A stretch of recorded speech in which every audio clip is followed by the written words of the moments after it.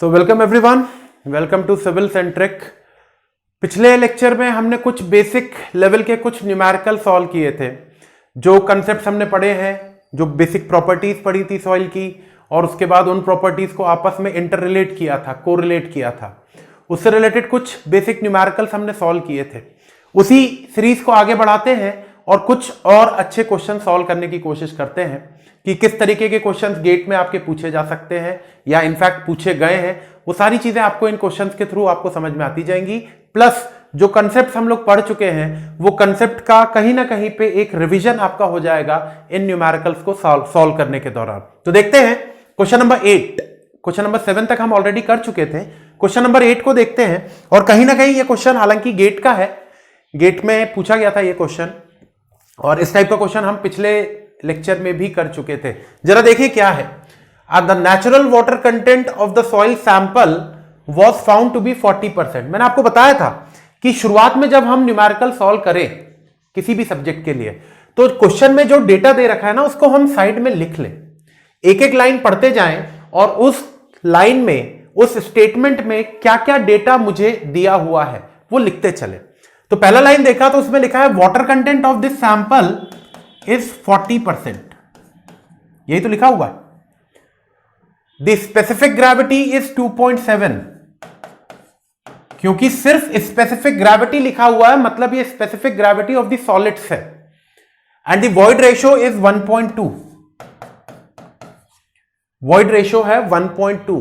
Then the degree of saturation of this soil, इस soil का degree of saturation कितना होगा। आई एम 100% श्योर कि इस टाइप का क्वेश्चन, क्योंकि हम लोग ऑलरेडी कर चुके हैं, तो इस क्वेश्चन में आपको किसी भी प्रकार की कोई भी दिक्कत नहीं आएगी। सीधा फॉर्मूला बेस्ड सवाल है। तो जरा देखेंगे, आपको W दे रखा है, that is the water content, specific gravity दे रखा है, वॉइड रेशियो दे रखा है, एंड डिग्री ऑफ सेचुरेशन पूछा है। हमने ये फॉर्मूला डिराइव किया हुआ था, ES बराबर WG के। E की वैल्यू मुझे दे रखी है 1.2, डिग्री ऑफ सेचुरेशन पूछ रहा है, वाटर कंटेंट दे रखा है 40%। 40% बोले तो 0.4।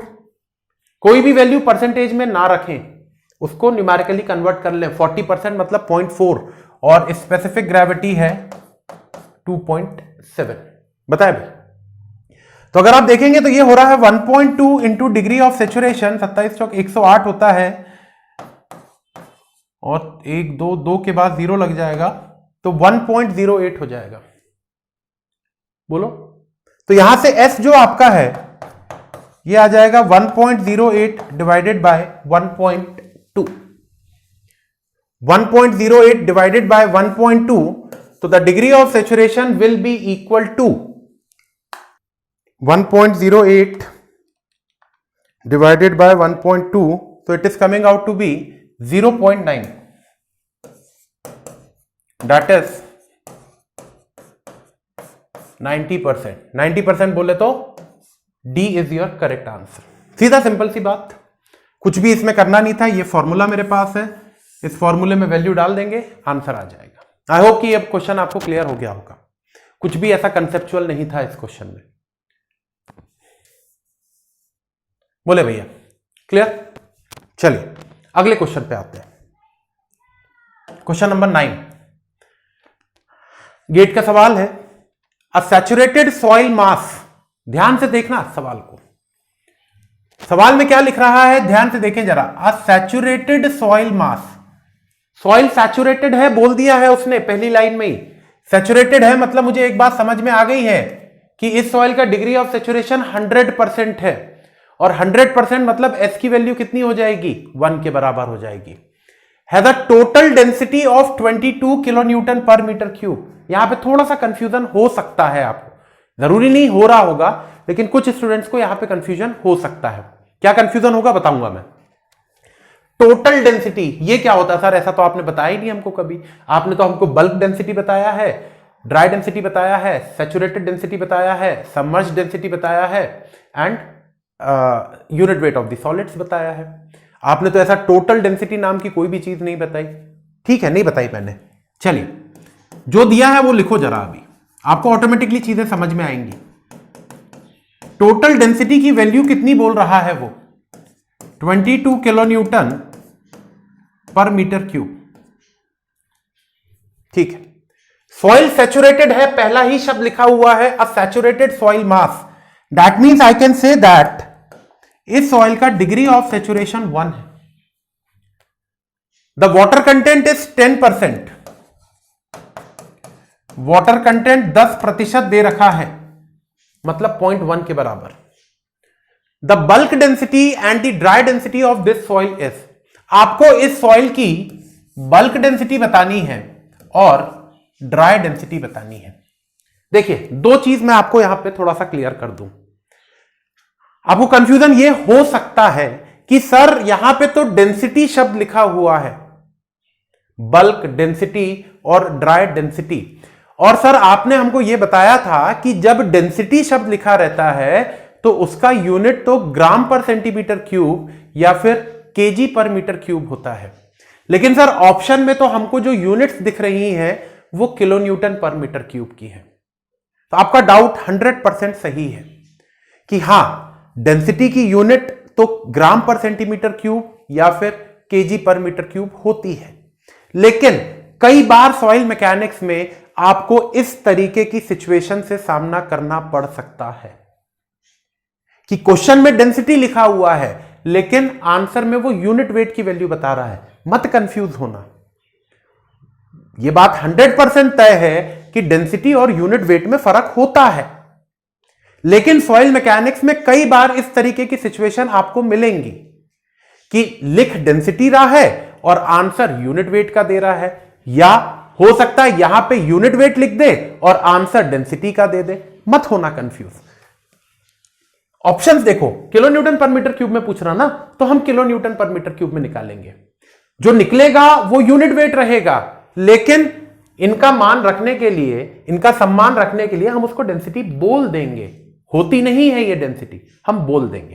पहला डाउट आपका क्लियर हो गया। दूसरी चीज कि सर ये टोटल डेंसिटी का क्या मतलब होता है, ऐसा तो हमने कभी नहीं पढ़ा, तो इसके बारे में भी बताओ सर क्या होता है। तो कुछ भी नहीं होता है, ये टोटल डेंसिटी बोल रहा है ना। टोटल मतलब क्या? अच्छा चलो, टोटल तो छोड़ो, डेंसिटी मतलब क्या? Weight upon volume, to be more precise it is mass upon volume. लेकिन क्योंकि ये आंसर ऑप्शंस में किलो न्यूटन पर मीटर क्यूब बोल रहा है, इसलिए मैं वेट अपॉन वॉल्यूम बोल रहा हूं इसको। तो डेंसिटी का मतलब वेट अपॉन वॉल्यूम है, और उसके आगे लिखा हुआ टोटल, मतलब ये total weight upon total volume की बात कर रहा है। भाई टोटल डेंसिटी कुछ नया टर्म नहीं है। डेंसिटी का मतलब हमको मालूम है, और उसके आगे टोटल लगा हुआ है। इसका मतलब सिर्फ और सिर्फ ये है कि इसने ये जो 22 किलो न्यूटन पर मीटर क्यूब की वैल्यू दे रखी है, ये total weight upon total volume की वैल्यू है। और मुझे ये बात अच्छे से पता है कि total weight upon total volume जब सॉइल आपकी सैचुरेटेड है, ध्यान से सुनना है, total weight upon total volume की वैल्यू जब सॉइल आपकी कंप्लीटली सैचुरेटेड है, तो क्या आपको नहीं लगता कि ये सैचुरेटेड यूनिट वेट दे रखा है? तो ये जो 22 किलो न्यूटन पर मीटर क्यूब दे रखा है ना, ये कुछ और नहीं है, ये आपको गामा सैचुरेटेड दे रखा है। ये बात आई थिंक क्लियर हुई होगी सभी को। एक एक चीज को हमको डिकोड करना है, तोड़ना है इस सवाल को कंसेप्चुअली, कि जो दे रखा है उसके बारे में तो समझे क्या है। आप में से कई को यह बात पता होगी, मैं ऐसा नहीं बोल रहा हूं कि जितने भी आप लोग जो भी इस लेक्चर को देख रहे हैं किसी को भी ये नहीं पता है, मैंने कोई बहुत ही नई बात बता दी है, ऐसा मैं नहीं बोल रहा हूं। लेकिन अगर आप में से किसी एक स्टूडेंट को भी ये डाउट रहा होगा तो वो मेरे ख्याल से अब आपको क्लियर हो गया होगा। ठीक, तो ये गामा सैचुरेटेड दे रखा है, लेकिन सवाल में तो सर ये बल्क डेंसिटी पूछ रहा है। अब सर मैं बल्क डेंसिटी कैसे निकालूं? तो मेरे भाई याद करो, मैंने आपसे बोला था कि जब मेरी सॉइल सैचुरेटेड कंडीशन में होती है उस समय का total weight upon total volume ही तो उसकी डेंसिटी होता है। तो ये जो 22 किलो न्यूटन पर मीटर क्यूब जो कि सैचुरेटेड डेंसिटी है, ये सैचुरेटेड सॉइल की बल्क डेंसिटी ही तो है। भाई बल्क डेंसिटी क्या था? पार्शियली सैचुरेटेड सॉइल का total weight upon total volume. लेकिन सॉइल आपकी सैचुरेटेड है ना, तो उसकी बल्क डेंसिटी क्या होगी, यही तो होगी। तो ये आ गया आपके पास bulk density, that is 22 kilo newton पर मीटर क्यूब। दो सवाल पूछे इसमें, बल्क डेंसिटी और ड्राई डेंसिटी की वैल्यू। बल्क डेंसिटी की वैल्यू मुझे पता चल गई, दैट इज 22 किलो न्यूटन पर मीटर क्यूब। जरा ऑप्शंस देखें तो एक ही ऑप्शन मुझे ऐसा दिख रहा है जिसमें बल्क डेंसिटी की वैल्यू 22 है। तो यहां से मैं एक बात तो बोल सकता हूं कि भैया इस क्वेश्चन का जो करेक्ट आंसर है ना वो बी ऑप्शन है, क्योंकि बल्क डेंसिटी की 22 वाली वैल्यू तो कहीं पर भी नहीं दिख रही है मुझे।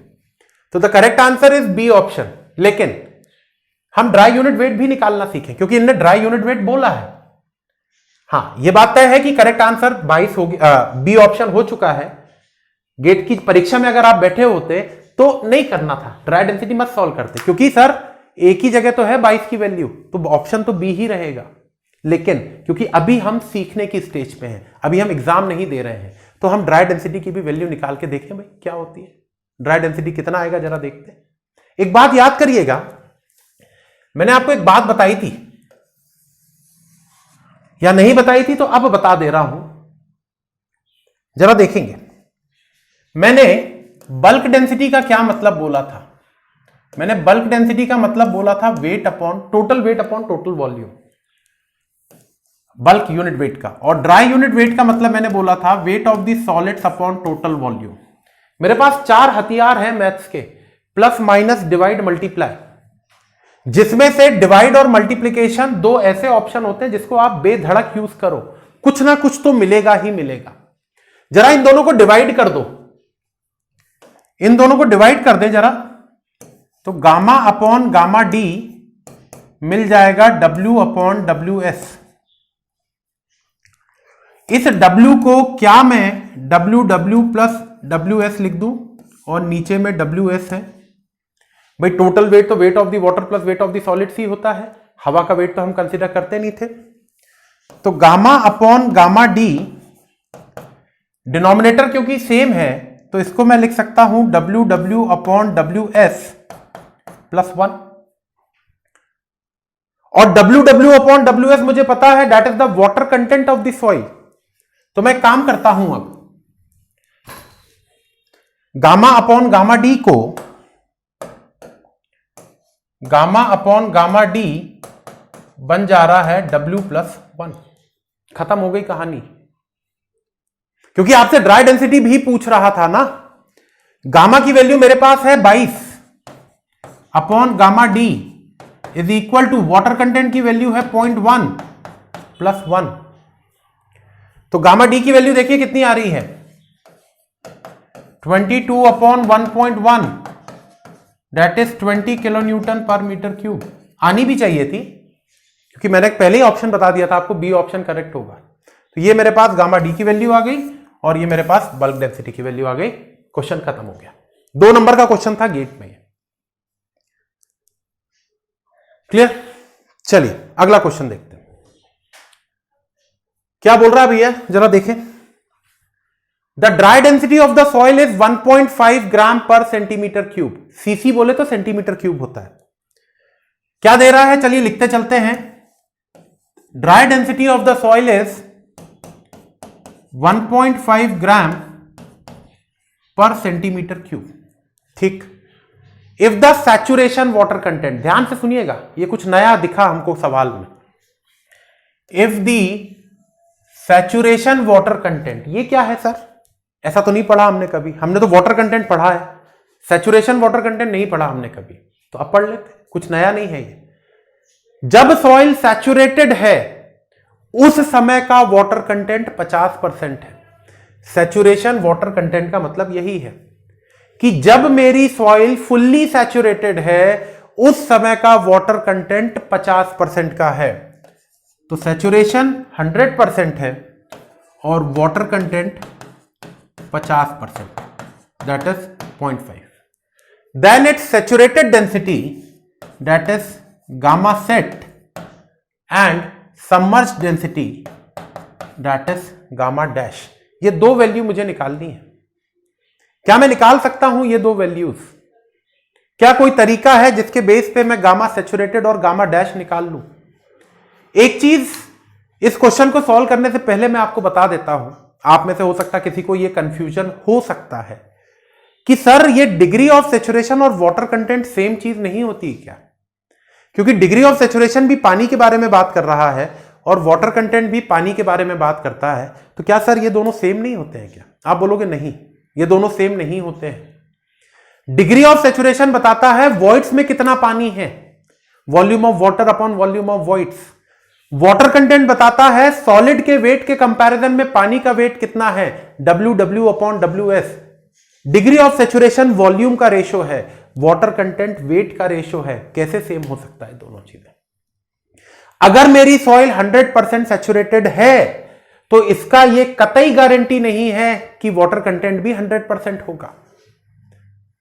एक फुल्ली सैचुरेटेड सॉइल का वाटर कंटेंट 10% भी हो सकता है, 5% भी हो सकता है, हां 0 तो नहीं होगा, क्योंकि भाई पानी तो होना चाहिए ना, तभी तो सैचुरेशन और वाटर कंटेंट की बात होगी।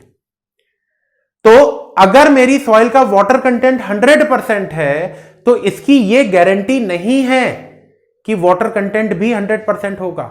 इट कैन बी 100%, हो सकता है 100% हो जाए, लेकिन डिग्री ऑफ सैचुरेशन के 100% होने से वाटर कंटेंट भी 100% होगा, यह कतई गारंटीड स्टेटमेंट नहीं है। जरूरी नहीं है कि ऐसा होगा। ठीक, तो मुझे गामा सैचुरेटेड और गामा डैश निकालना है। गामा डी की वैल्यू दे रखी है। दो तरीके से इस सवाल को सॉल्व कर सकते हैं। इस क्वेश्चन को सॉल्व करने के दो तरीके हैं, लेकिन आप सबसे सिंपलेस्ट तरीका देखें। जो दूसरा तरीका है वो बहुत ही लेंदी तरीका है और उसको जरूरत नहीं है आपको समझने की। चलिए जरा देखते हैं। सॉइल सैचुरेटेड है ना, बोल ही रहा है वो। सैचुरेशन वाटर कंटेंट मतलब सॉइल को उसने सैचुरेटेड बोला है। तो क्या आपको नहीं लगता क्योंकि मेरी सॉइल सैचुरेटेड है तो ये जो बल्क यूनिट वेट है यही सैचुरेटेड यूनिट वेट हो जाएगा? इसमें अगर किसी को कंफ्यूजन है तो भैया इसका भी मैं आपको तरीका बता देता हूं कि ऐसा क्यों बोल रहा हूं मैं। याद करिएगा वो दिन जब मैंने आपको एक लंबा चौड़ा डेरिवेशन कराया था और गामा की वैल्यू डिराइव करके बताई थी कुछ ये,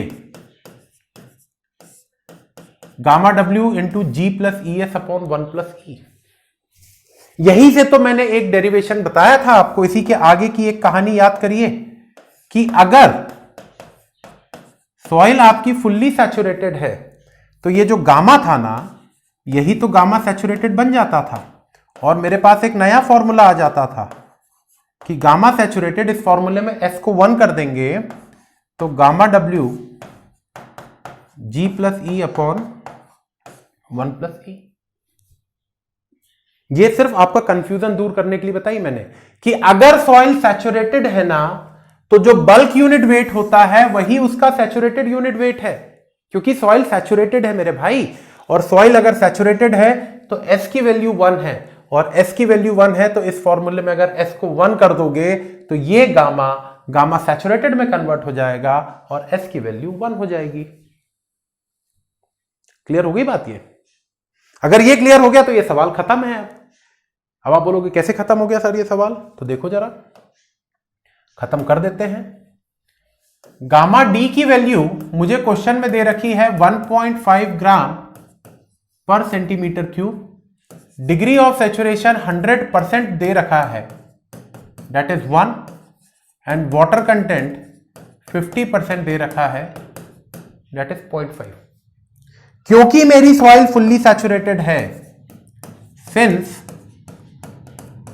soil is fully saturated, that means gamma is same as gamma saturated। अभी बताया थोड़ी देर पहले, ये सिर्फ आपके समझने के लिए लिखा है मैंने ये बात।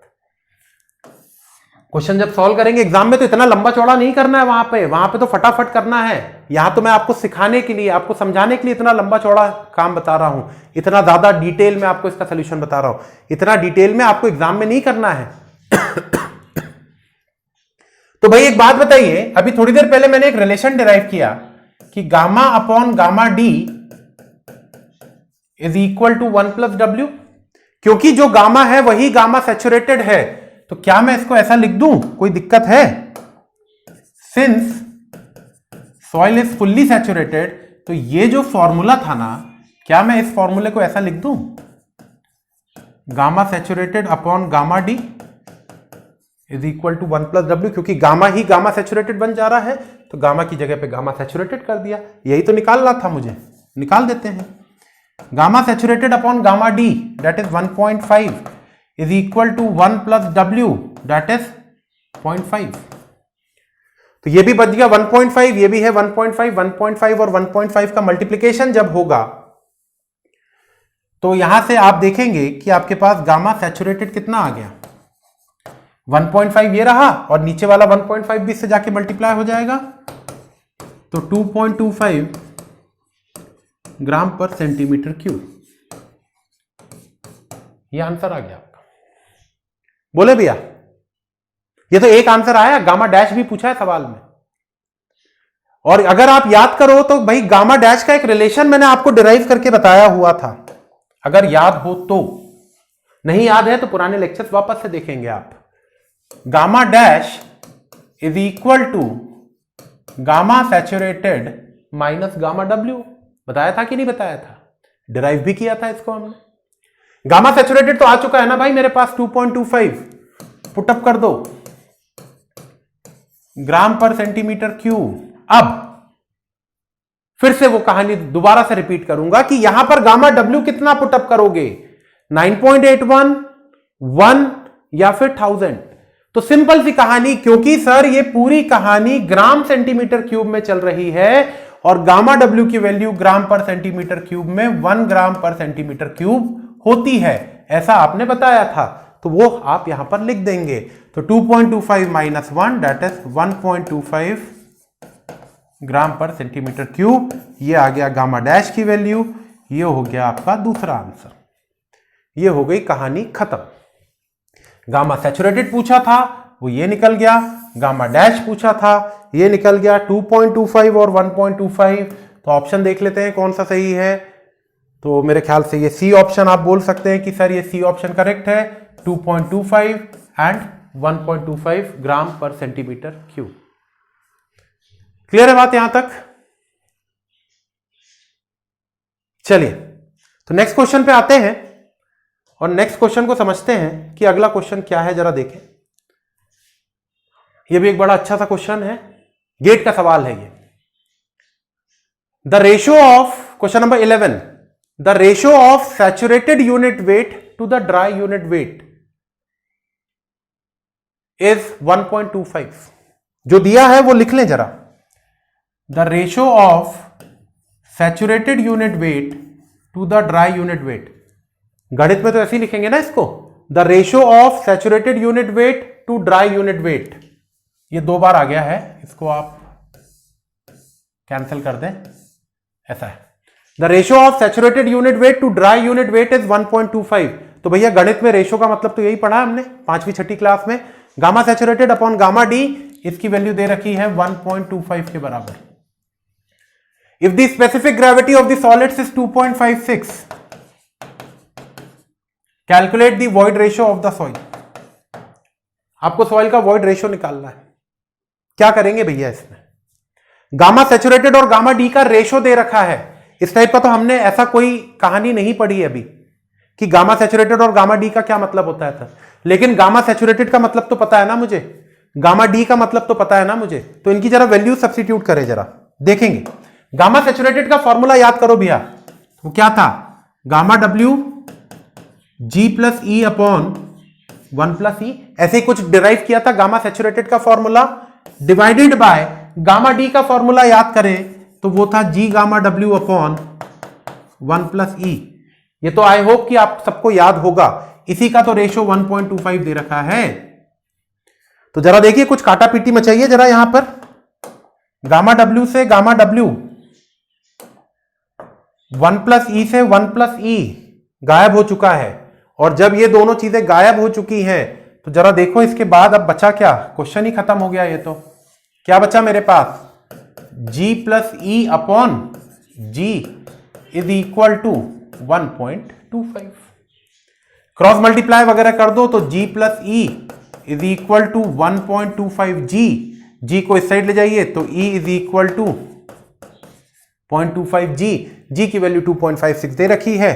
तो E is equal to 0.25 into 2.56। कोशिश करें कि कुछ क्वेश्चन जो बिना कैलकुलेटर के सॉल्व हो सके उनको बिना कैलकुलेटर ही सॉल्व करें। हर चीज में उंगली चलाने की जरूरत नहीं है। तो 2.56 का मल्टीप्लाई 0.25 से करना है। क्या मैं इसको 2.56 अपॉन 4 लिख सकता हूं? बताए, है ना? तो 2.56 अपॉन 4 तो कर सकते हैं ना यार। तो 2.56 अपॉन 4 सिंपल 5वीं क्लास का मैथ्स है ये तो 0.6 और 16 मतलब 4.64 ऐसे कुछ आएगा। 2.56 अपॉन 4 तो 0.6164.64। अब अगर आप देखो तो इसमें तो सर कोई सा भी ऑप्शन नहीं बैठ रहा, क्या करें? तो नियरेस्ट ऑप्शन लगा दीजिएगा, दैट इज बी ऑप्शन। ठीक है भैया, कोई दिक्कत? Clear? So in this way we can calculate the value of void ratio of the soil. यहां से आपको सॉइल का वॉइड रेशियो मिल जाएगा। बोले भाई, सीधा सिंपल सी बात, आपको gamma saturated upon gamma D की वैल्यू दे रखी थी 1.25। गामा सैचुरेटेड का फॉर्मूला मुझे पता है, that is gamma W into G plus E upon 1 plus E. Gamma D का फॉर्मूला मुझे पता है, G gamma W upon 1 plus E. दोनों को रेशियो में डाला, इज इक्वल टू 1.25 करा, तो गामा डब्ल्यू से गामा डब्ल्यू कैंसिल हो गया, 1 प्लस ई से 1 प्लस ई कैंसिल हो गया, तो बचा आपके पास जी प्लस ई अपॉन जी, इसकी वैल्यू है 1.25।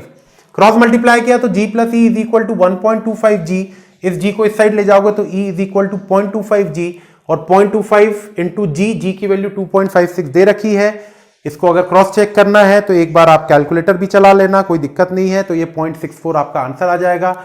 लेकिन क्योंकि यहां पर 0.64 बराबर का कोई ऑप्शन नहीं है तो नियरेस्ट ऑप्शन पे आप टिक लगा दीजिएगा, दैट इज 0.663। आई होप कि ये क्वेश्चन क्लियर हो गया होगा।